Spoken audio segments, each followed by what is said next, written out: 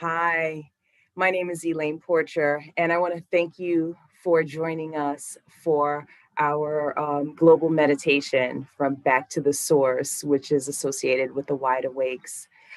Today, our global meditation series is going to focus on resilience. Since we are voting today and there's been a lot of angst and anxiety around this election, we thought it would be apropos to hold a meditation today to kind of help get us grounded and to kind of get us to a common place of purpose, truth, and meaning. There's been a lot of discussion and vitriol that's happened over the past few months of how terrible today is going to be and all of the unrest that is going to happen. And we're kind of noticing, and we don't know if you're noticing this too, but it's been pretty calm, pretty beautiful. People are going and doing their duty. I voted today. There were no lines. I know there are lines across America, which is fabulous. It's great that people are going out to vote. But it is a much calmer day than we had anticipated. And we thought we would just add to that calm with this meditation today that we're going to do, or discussion rather, on resilience and how we can be resilient, how we can all be rooted in truth, common purpose, and love. So I'm going to ask that you get into a comfortable position. And we're going to start off with just a little prayer. And then I'm going to go into a 10-minute meditation that will mostly be silent. I'll do a little guiding while we're sitting quiet, but it will mostly be sitting in silence. And if any of you have ever heard me do metta meditation or metta prayer, which is loving kindness, I'm going to do a loving kindness prayer. And if you want to sit in a comfortable position, and you can have your eyes open or your eyes closed, whatever makes you comfortable. But I want you to kind of just look at your breath in this moment. Notice your breath as it comes into your body. Notice your breath as it goes out. Noticing your body in this moment, your feet rooted into the floor, your body against the seat. And enjoy these next few moments of just paying attention to what is going on within you, what's happening in your body in this moment.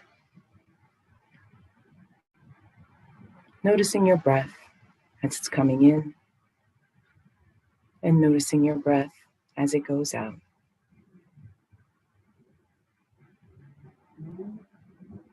And in this moment, saying to yourself, may I be happy,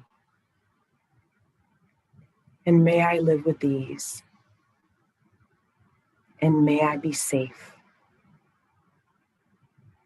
and may I be healthy. May I love myself always and unconditionally. And may we all be surrounded in love, meaning, and purpose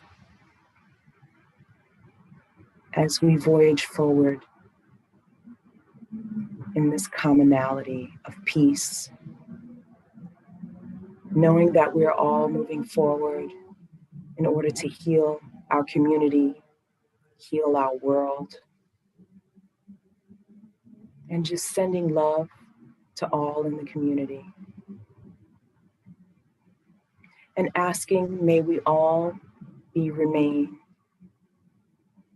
bathed in light, bathed in love, joy, and compassion.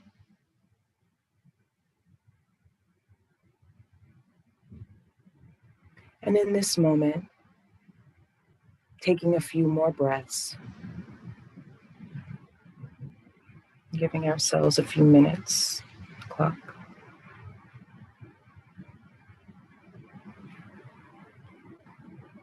And noticing your breath.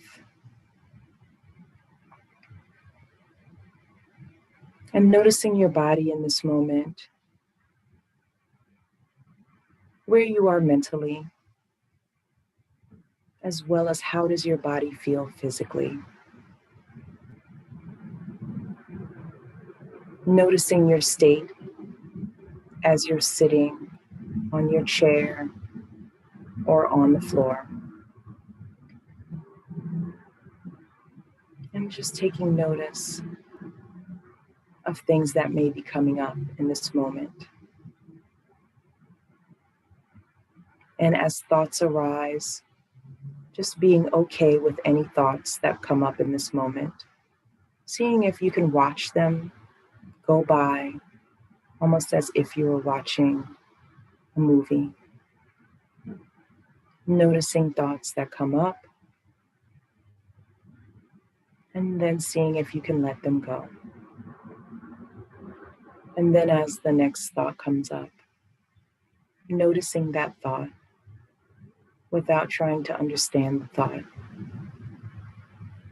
and just letting that thought go.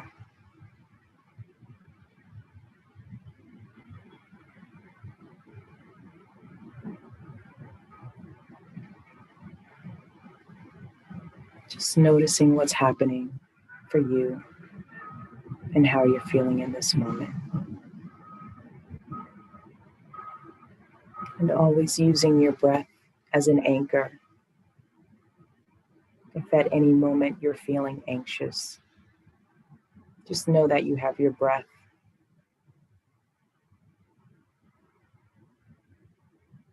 Noticing your breath. The coolness as the air comes in.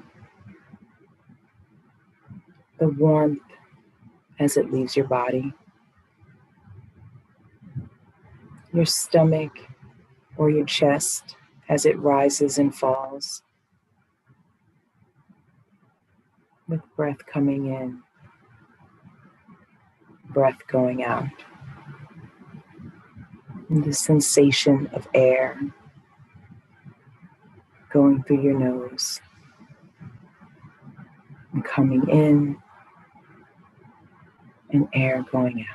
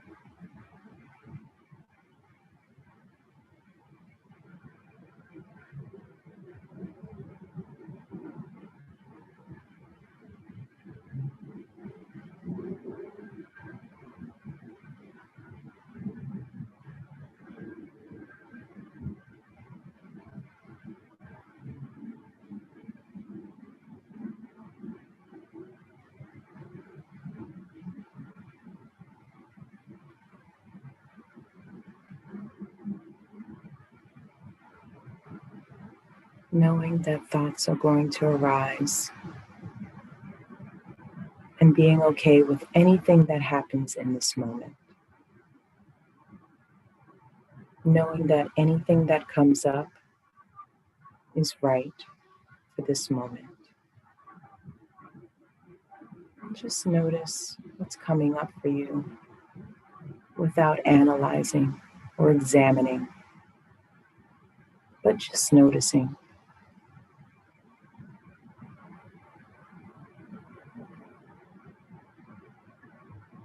Seeing thoughts as they come up, and then seeing if you can let them go.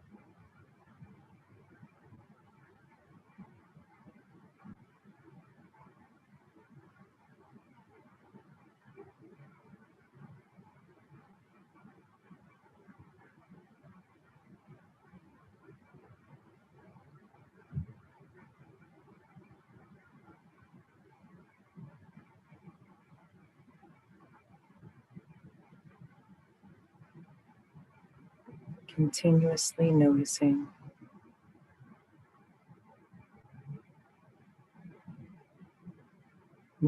your body.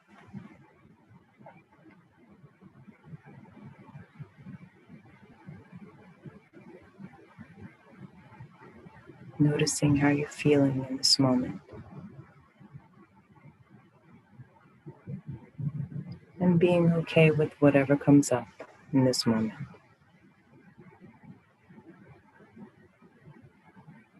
Using your breath as an anchor, that constant place that you can come back to keep you grounded, to keep you steady. Noticing your breath as it comes in, and continuously noticing your breath as it goes out.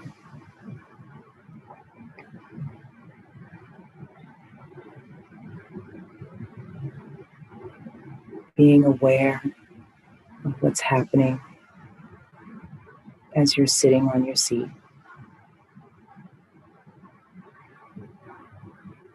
Being aware of what's coming up for you.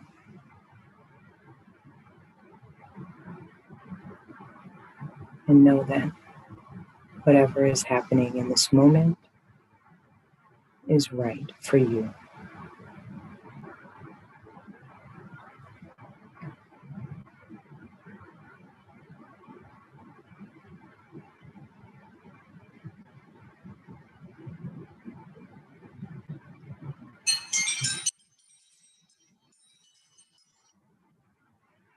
And whenever you're ready, you can open your eyes.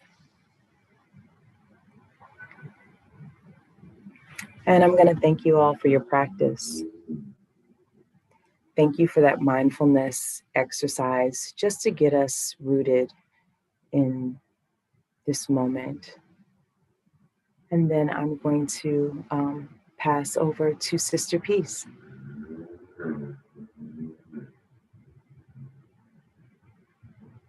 Oh, I'm sorry, or Miguel.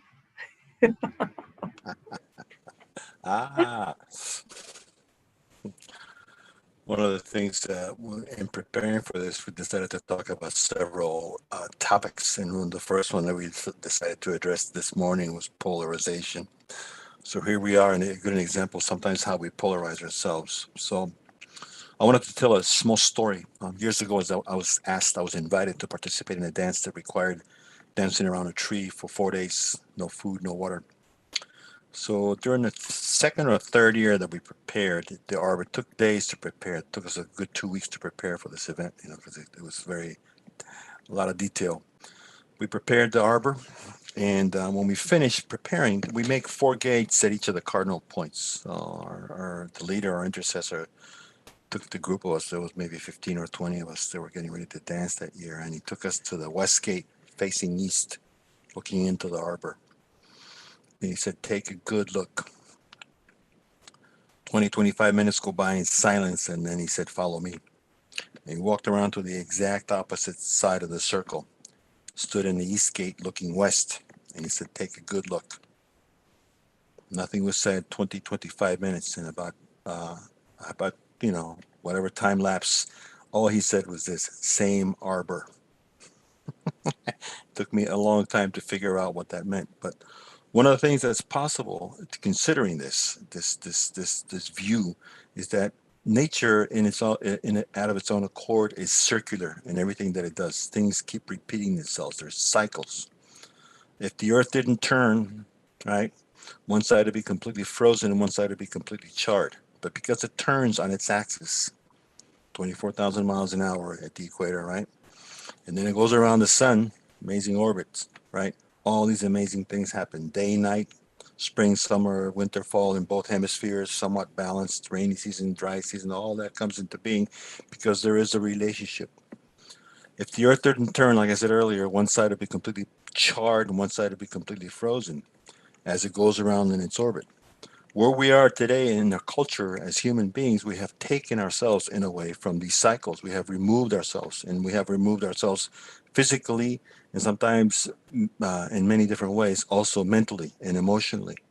So when we get to certain points of our orbit, are we in amnesia, right? Are we in the state? Are we forgetting what we're supposed to be doing while the Earth or the universe is moving along, or are we completely freezing, right? Creating a polarization where a side of us, uh, if we stop turning, one side of us will be completely frozen, one side will be completely charred. How are we in that in our pathway in our state as human beings? How are we in that orbit in relationship to what's happening to the world and to the universe around us? Are we participating in the cycles?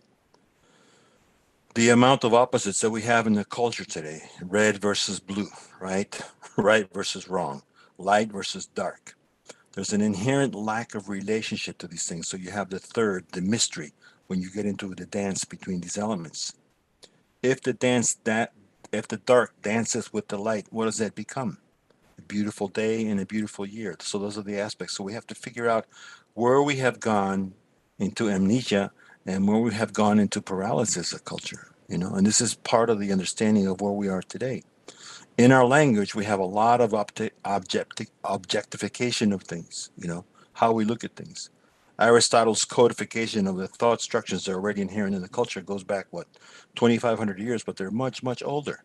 He says either this or that, but not this and that, or this dancing with that. It's that simple, but it doesn't mean that it's that easy. How we have objectified water, how we have objectified air, fire, earth, all these things create these kind of dissonances that bring in great states of disarray. Disease, in many cases, is linked to these states of thoughts. One same teacher that talked about the arbor said to us years ago, he said, pollution begins in the mind. So there's a lot of truth in that. So we have to examine the ways in which we think, how we arrive at meaning, how we look at things, how we define things. So this is an exploration into the states of where we have polarized ourselves, where we have developed amnesia, not only in ourselves, but also in the culture, all with the goal of restoring integrity to the core of our beings and the core of our relationship to the world around us, because we have forgotten how to participate in the cycles of nature. So this is an exploration or an inquiry into how to be in relationship. So we recognize inherently that these polarizations are dangerous to us. They create a lot of pain and suffering, which compromises the love or the state of holiness that we should all be in. So with that, I'm going to pass it on to Tony for the next phase. Thanks, Miguel.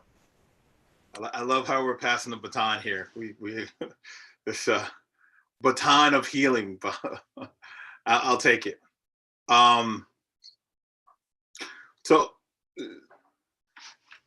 I think I'll start with acknowledging that today is I wrote in an email today. Well, welcome to not election day, but a day of internal reflection and possibly anxiety day.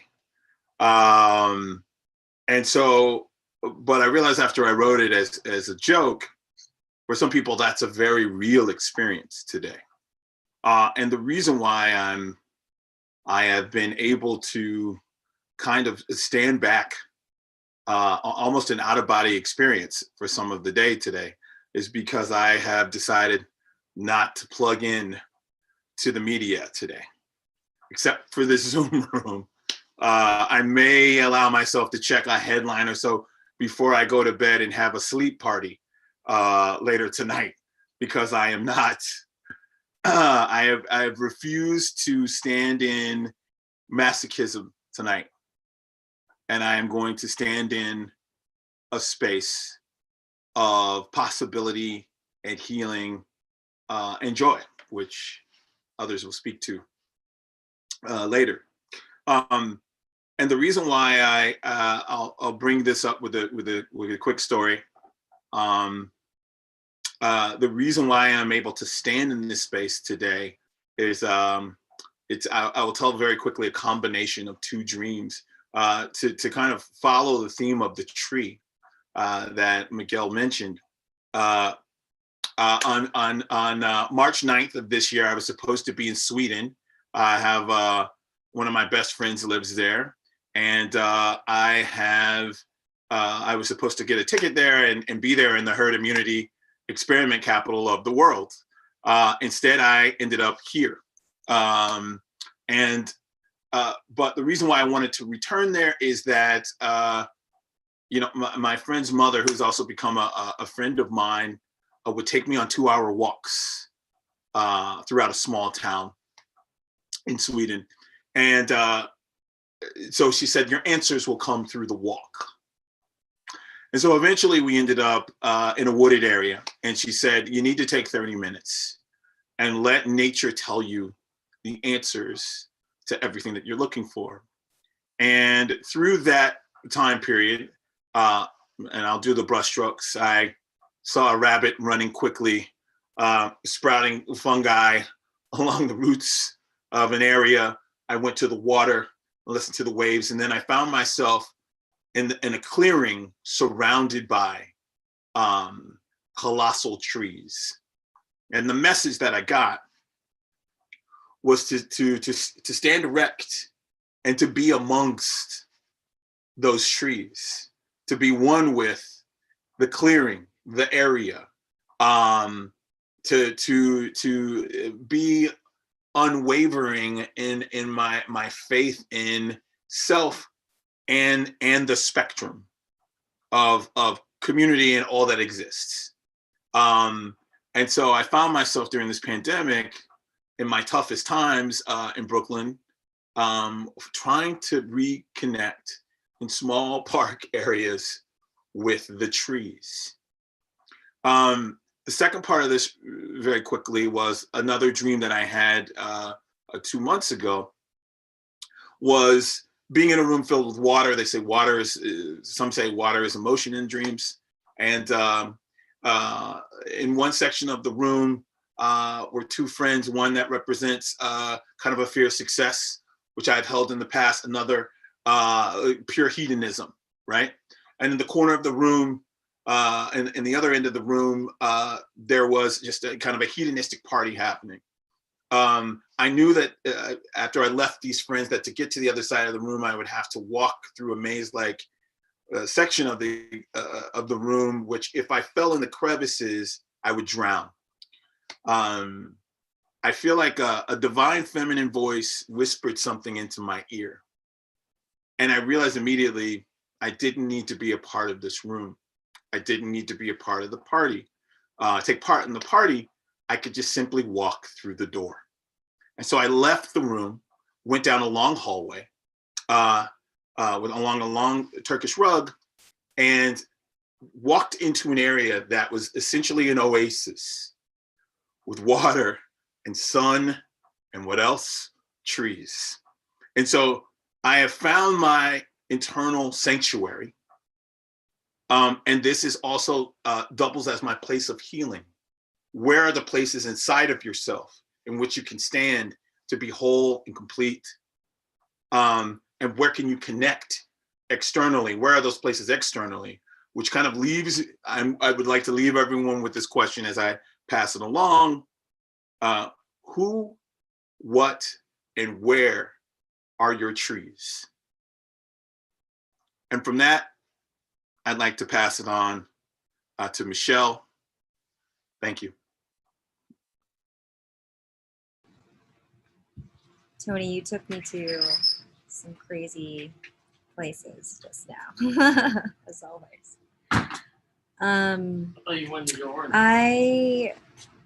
My partner and I recently escaped to Palm Springs so that we could get a little quiet, a little peace during this time. And while we were actively escaping last night, we actually started talking about the topic of resilience and what it meant for us. And he said something pretty profound, which has stayed with me. And what he said is that resilience is acceptance. It's actually the opposite of what he and I are doing right now, which is escaping. And what I mean by acceptance is not receiving injustice as something suitable. I don't mean that. What I mean is surrendering and accepting each moment, being present, and through your presence, comes awareness, focus, intention. And you take that consciousness with you out into the world. Your intentions manifest into thoughts. Those thoughts manifest into actions.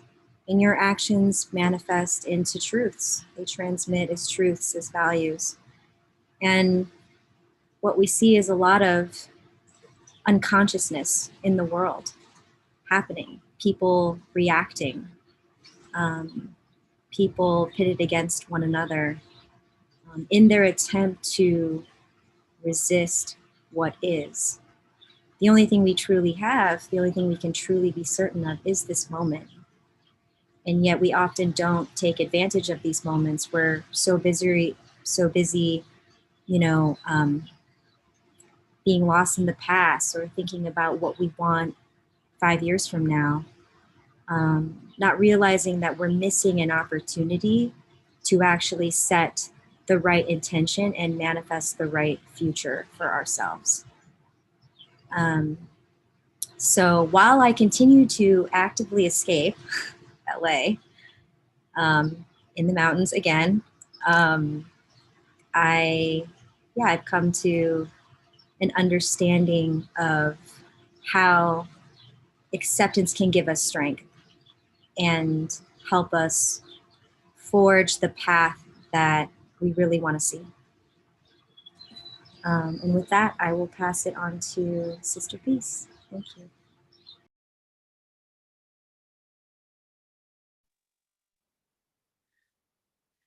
Dear, beautiful, wonderful, global, wide awake for freedoms community, and all others who are joining us today, this very momentous day. I'd like to share just a few comments with us, and then I'm going to open it up for what we call our RIFF. This is our acronym, RIFF, which is Resonant, Insight, Forgiveness, and Fun. There are so many things that I'd like to share, but I'll just pick a few. And just starting with where we are today. And we got such a great lift from Elaine with our centering, grounding, meditation. We heard about, our capacities and our necessity to create our own inner places of joy and sanctuary, and that these things can be recognized from any direction. Thank you, Miguel. And sometimes we have to step away from it, like Michelle did, to maybe have a different perspective. One of the things that I appreciate so much about the platform that the Wide Awakes and the Four Freedoms have created is an idea that is, antithetical to where we are today, which is when we embrace and when we touch our civic responsibilities and obligations, we can do this with joy. We can be grateful that we are in a place where we can be engaged in the process that's being highlighted today of the politic. I was sharing with the group before we started that I hope that today is a day when there can be elation and celebration in the streets. And maybe it would be that our Super Bowl team wins. And Elaine reminded me, well, it's not just being spectators and watching our team on the field, but it's us out there too. And what we can do to cultivate that joy, that compassion that comes with living in something called a democracy. And just to lift it up a little bit more in terms of a vision or something that we can create towards. I don't want to use the word strive, but let's say something we can thrive towards, which is an idea that I call altruistic politics or altruistic civic engagement is probably a much better ACE, another acronym for ACE, right? Could be the opposite of ACEs, some of us may know as traumatic childhood events, but to be altruistically engaged. I myself have a brief political background. I worked for the mayor of Washington, D.C. for some years, his first term and some of the second. And in that time, I met a particular individual, Pat, and she was incredible. Even though she was of one politic, she was an individual that both sides of the aisle, as it were, could reach out to for help, for conciliation, for mediation, get the message to them, we really do care, even though something else is being said on the outside, and vice versa. And she was in it for what I call the greater good. You know, she wanted, there was a point where you could elevate from being on a side where you could be almost apolitical, because you realize people have different views and perspectives, but at the same time, we respected the reason for the politic at all, the Greek word meaning city of humans, and how we work together to move forward. And she had this capacity to be able to move and negotiate and reconcile for the greater good, not for an individual gain, though that may also happen, because when there's a greater good, there's also the individual good. And today, especially, and these weeks and months since the earlier part of the year, we've seen how our interconnectedness, our interbeing is integral to life itself. And if we have anything that this virus, has taught us, is how important that is. There's another altruistic person that I want to share with you about it. That's my teacher, Thich Nhat Hanh, Vietnamese Zen Buddhist master. And I actually got to watch him in person on Capitol Hill when the community came to do a retreat for members of Congress. And lo and behold, there I was on Capitol Hill in the Senate office of John McCain, may he rest in peace. And there were these two great beings who really did have greater good at their hearts. My teacher there for what he was requesting for help in Vietnam. And of course, we all remember the infamous thumbs up that Mr. McCain gave in a consequential Senate vote. And these are examples of how, even though the politic we may favor and represent, we have to sometimes move to a different space, whatever that is, whatever one's politic is. It's the idea of the greater good.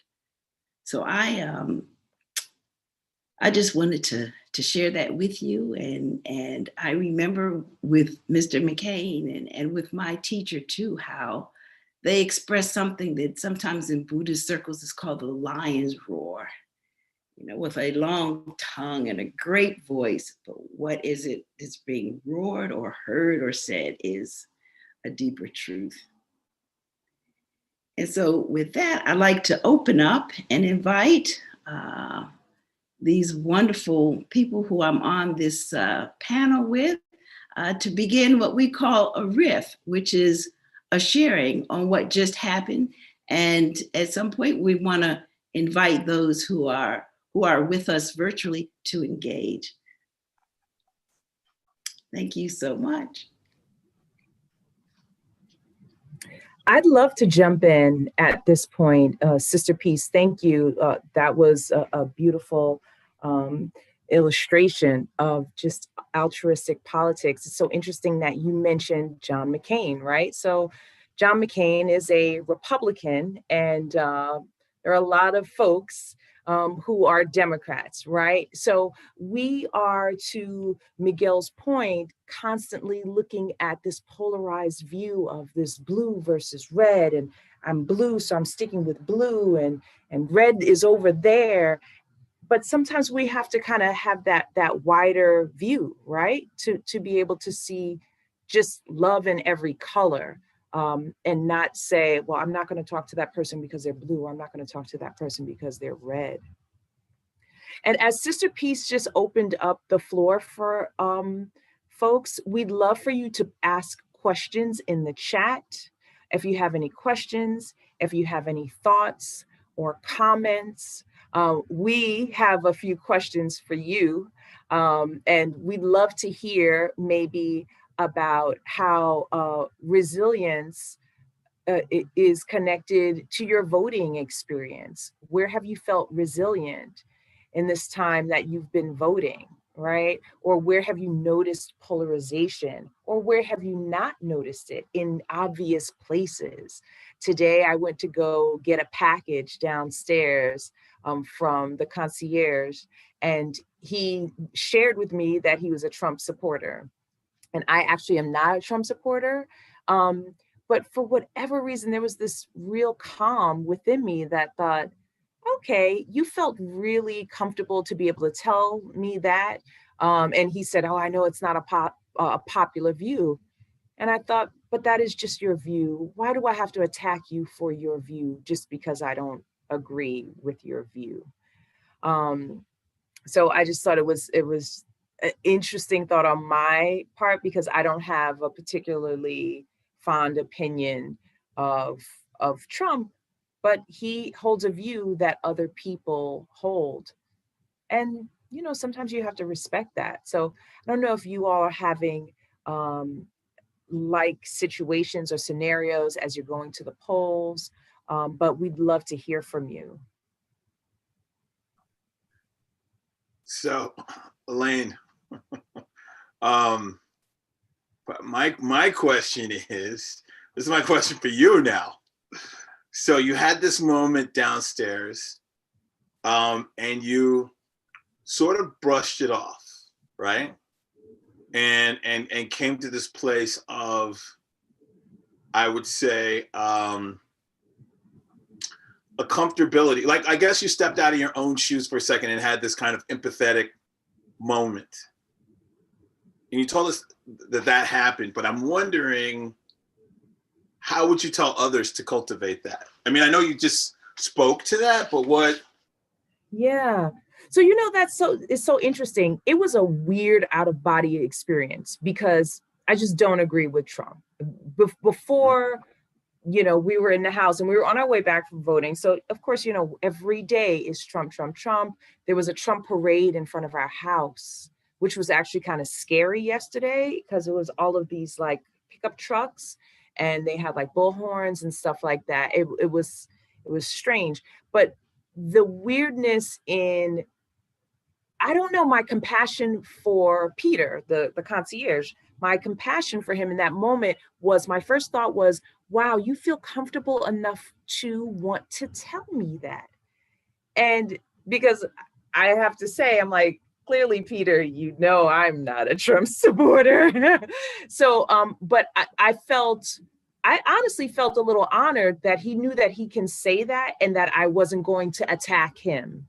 Or, you know, like he wasn't like, yeah, I'm a Trump supporter. He just, you know, said it calmly. And I thought, oh, wow. I know that sounds like such a small thing, but the point of, right, the point of what I was saying and what I would say to other people is to share with love, and to kind of share with a broadened view. Like, discord is going to happen, right, on days like today, but how can we not hold on so tight, or how can we release our attachment to our view so that we can broaden our vision?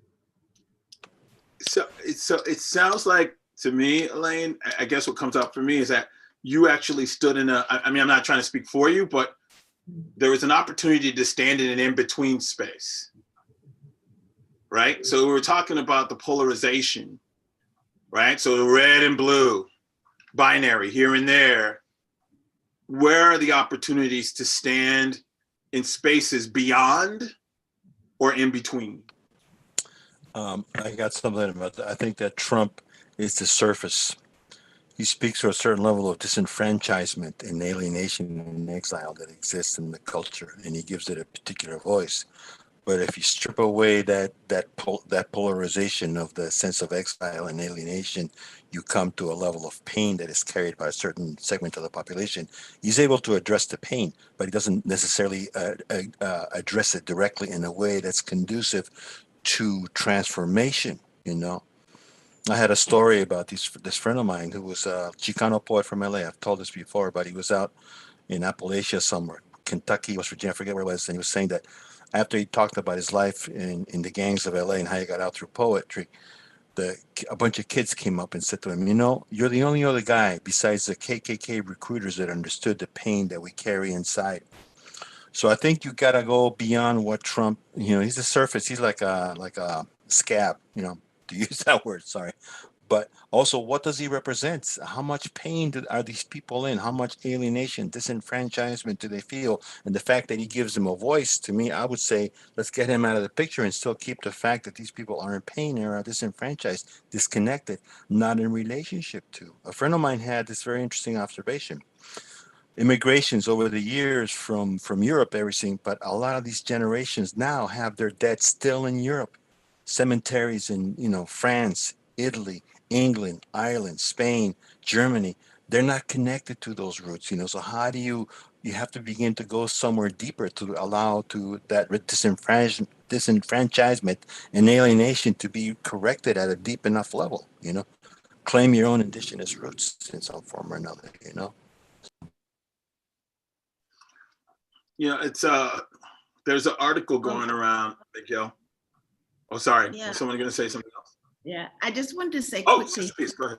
I just want to say quickly how much I appreciate what you all have said, because you've talked about something that applies not only on a day like this that's highly political, but actually in every day of our lives, even the little things like Elaine described, which is, you know, we got to practice listening deeply. We listen to what's being said, but we also listen to what's not being said, so that we can learn. We can open our hearts. Our minds may be slower to open, but our hearts can open. And we can listen for the common threads. You know, we know what the dissonance is, but what might be something common? You know, like you say, like Miguel said about touching those very painful parts of ourselves, and those parts exist in all of us. In fact, it's just that in some it's more glaring than others because they don't have the things in their lives that they need to perhaps move beyond where they are. And when we listen to people, we may, you know, we'll have different understandings of that, and hopefully, you know, some more compassion, so can be a little bit closer together. And I'm not just, again, talking about a politic, but just in a community of humans. There seems to be a question. There's two things that you brought up, sister, that which I want to keep one thing on your radar, which is the lion's roar, because also it connects to what Miguel also, right, when he was saying a portion of the population here in our country that feels disenfranchised and that their voice is not heard also. So I wanted to bring in the lion's roar about that. But then also the question here is, they love what Miguel is articulating, but push back at the note that conflict is expected or inevitable. How differently would we treat others if conflict and contention were out of the picture? So I just want to throw that out here to the crew as we riff. I have a thought about that, actually. Sister, when you were talking about Thich Nhat Hanh, it made me think of his book, No Mud, No Lotus, which is amazing. But he talks a lot about how there are wholesome and unwholesome seeds in our mind, and that the human emotions, our condition, our mind field is a spectrum, and that there is an opposite to everything that we embody. So with every seed of, let's say, anger, there's a seed of love. With every seed of arrogance, there's a seed of compassion. And how practicing mindfulness, such as we're doing in this space, such as how we might do it in our everyday activities, that can aid us in sowing those more wholesome seeds in ourselves. So what mindfulness does is it doesn't make us not arrogant. It doesn't make us not angry, but it helps us to recognize when those feelings arise in our body and in our hearts, and gives us an opportunity to sow the seeds of its opposite. So when we feel anger in our body, that's a chance for us to observe it, allow it to leave, and to allow for something else, something more nourishing to follow it, to come in. And so, yeah, just the thought about this idea of, what if there was no contention? I'm not sure that necessarily could exist, but I think that there are tools such as mindfulness that we can use to aid in sowing better seeds, so to speak. Yeah. I wanted to add something because I wanted to acknowledge Elaine's encounter with the concierge this morning, because you had an opportunity to go the normal route, wow, wow, wow, wow, wow, oh, wow, wow, wow, that blaming, all that, but you didn't. And I think that's really critical. This culture in particular is addicted to catharsis, and we are addicted to conflict. We have habituated wounding instead of tempering and or cooking. And so we always look for that quick and easy fix, but it doesn't address it at the deep level that it needs to be addressed. So that's what I was talking about. The fact that, he represents a portion, he gives voice to the disenfranchised, but he doesn't give voice to their pain. So you're looking at it from the wrong level. So what we are advocating here is to stop long enough to not be on that reactivity level, but to really learn how to interact with what is present. And so the the question of how to create safe space is difficult, because some people create safe space but not allowing certain things to be articulated, but that is suppressing, and you have to, and for safe space to be there, you have to really let the truth of what is happening to be acknowledged, and everybody feels comfortable with what they're really feeling, not the emotionality of, but the actual biology of the feeling. And that's really important. A lot of what we say and what we do is all based on biographical material, either from our own lives or from what we have inherited in the culture. And the biography disconnects us from our biology, from the core of our being in some way, so that we don't even know at what level we're operating on. And a lot of us have been compromised from the point of conception. So it's really critical to recognize that, at what level are we really operating. So the sense of sanctuary, we will not be able to have sanctuary until we have basically re-sanctify ourselves, the core of our being, in a way so that we can actually function connected and congruous with what we feel inside, which what Elaine and both Sister Peace were talking about, the truth of what the interior, if the interior is not compromised anymore by events, or the reference to events that have happened to you, but you're actually functioning as a fully connected individual, not only to your own communities, but to your families and into the world around you. It's a much, much different story. And I think that's what we're looking at. change, go at it, get out of the reactivity, addiction to catharsis, and to anger, and to conflict, and start to find different ways of being able to, like Elaine, being okay with that. There's a great video on, if you guys know Fluffy, the comedian, there's a great video on him on YouTube that I saw yesterday about him dealing with his bus driver, who's a hardcore Republican, you know. His story, it's really funny. So go look for it, because I learned something from watching that, but that's what I love, because that's the third way, you know, the mysterious way that opens up. I wanted to tie up a few things together, rather. I see in one of the comments, we're saying how differently we would treat others if conflict and contention were out of our minds. And Michelle made reference to something that we call selective seed watering, because like she says, in our store consciousness or our mind field, all seeds are there. And it's not so much that they sort of go away, but that they become dormant. And the way we can make the seeds we choose to grow and others to grow dormant is selective seed watering. How do we practice so that we can make fuller those seeds of love and joy and compassion and acceptance and those good things? And it's not that anger is bad or fear is bad. We're hardwired for it because it's helped us stay alive as a species until now. But sometimes those things can get out of hand. So what do we do so that we can help calm those pieces to the point where they're there, but that they don't rule us and they don't blind us to other aspects of ourselves? And so, yes, it'd be wonderful to be able to operate in a way where conflict and contention don't prevent us from making a tapestry together, but it's also there's the thing that maybe brings us to the table so that the warp and the weft of that tapestry can be woven. Absolutely. I would love to just kind of continue on that vein. You know, I just put in the chat, what you water grows, right? So what seeds are you watering?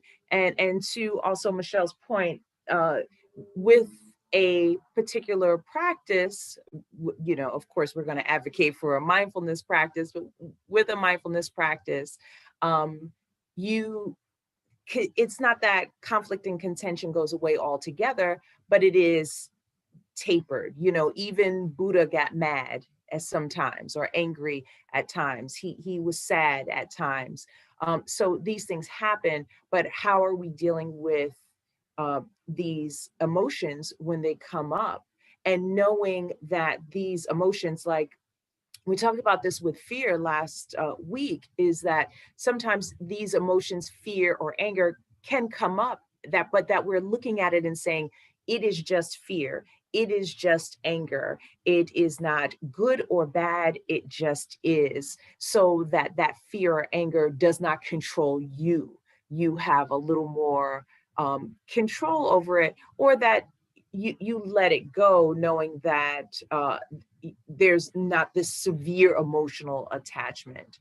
But we can make that choice.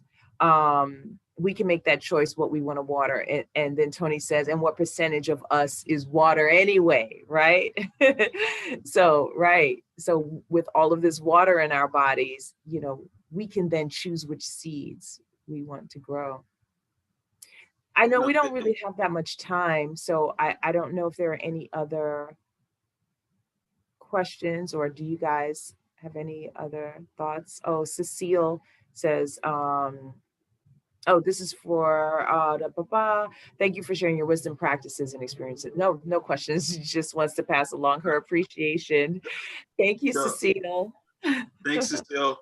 So, Elaine, you know, this brought up like a visual that someone gave me, a teacher of mine gave me a few years ago, which was like, you know, when dealing with anger, but with any emotion, which is to have 2 doors in your mind, which is to welcome whatever emotion that comes up through the first door and allow it to go flow through the room right out the next door, to not be attached, right? So I've had that you know, experience of allowing the anger to be what it is, like you said, like you and Sister Peace spoke to, and then also making sure that there's enough space for it to go wherever it needs to go next, and to also understand, to have the context that emotions will do that. That is the nature of emotion itself, right? Which again, in a body of water, right, is going to flow to different spaces and places. So I think that's important, is to realize at what level it's really operating on, because you have to go down all the way to the core. And if the pain is still at the core, until that pain gets addressed, you're going to be operating at the wrong level. And that's what's really tricky. How do you get to that? How do you create safety parameters to allow to be able to deal with that pain, so you can actually really get to the love that you need to feel? They're reclaiming your essence, your relationship to your essence. And this is what this is about. It's that kind of an inquiry. So that means that we learn how to interact. The funniest thing I was talking about, I had these friends that live in Montana, and they run sweats all the time. And the story one of them was telling, his name is Harry, he's a Assiniboine. He was saying, where we live, we make two doors in the sweat lodge. And I go, how come? He goes, because one, if a bear gets in there, we have a way to get out. So it's a great idea to have two doors, or two is for the thing to come in and get out, and you still remain like a wave. We were talking about the litany of fear last week from Dune, right? The fear shall pass through me. And I think it's really important for all the emotions in that way to allow your circle. Sometimes the emotion is not the truth. We confuse emotion for truth. You know, and I'd like to say, opinion is not necessarily truth either.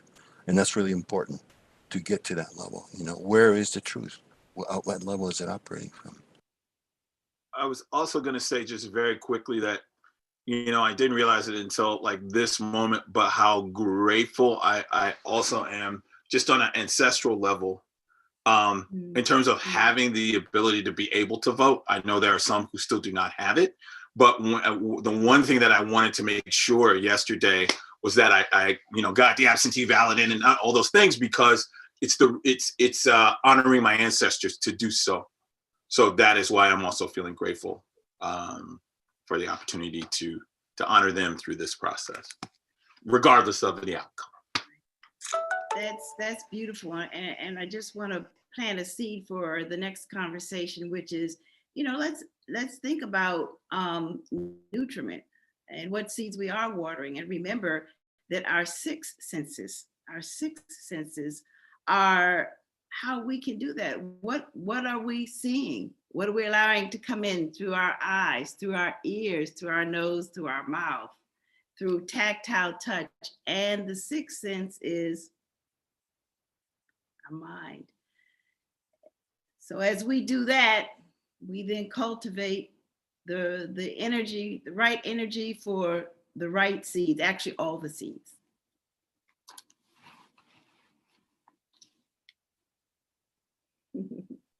I think there's an invitation to ask all of our participants to enter one word of how they're feeling right now. One word, how you're feeling. We invite all of you to type it into the chat to share with us.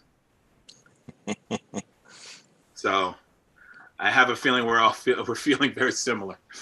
Right, like better, resilient, calm, and connected. I love it.